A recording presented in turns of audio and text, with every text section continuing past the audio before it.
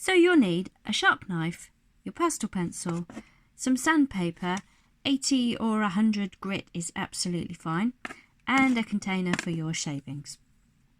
And what you need to do is hold the pencil in your non-dominant hand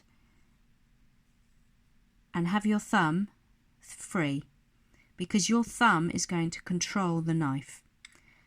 As you can see, I'm going to push the knife with my thumb and just guide it with my right, pushing the thumb.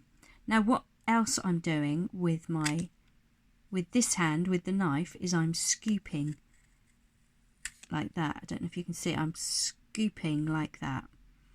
If you just go straight, you're going to end up with pencil shavings everywhere, and you're going to risk cutting the actual pastel inside the pencil. So you push with that thumb and just guide with your other hand. Push and scoop. So push and scoop up. Scooping up at the end is really important. Then you can just go back and get those little tiny bits that get missed in between, and then go around. So it's a push with your thumb and scoop, push and scoop, like that. And I've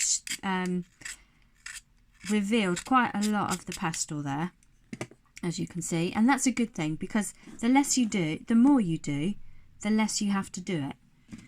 So move that out the way. Once I've sharpened it, when I've used it and it goes a bit blunt, I can just sharpen it on the sandpaper again. I don't have to keep using the knife. So this bit, now when I first started sharpening pastel pencils, I would go at this angle and they'd just stay blunt. You can come down at this angle, almost touching the surface that you're working on, and you will get a much sharper point.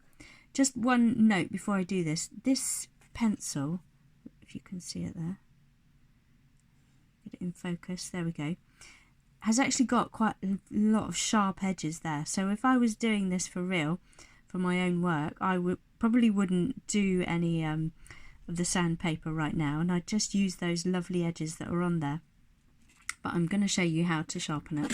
So here we go. I hope you can still hear me. So as I'm sanding, I'm turning the pencil. My fingers underneath are turning it like this, like that. Turn, turn, turn, all the time I'm turning.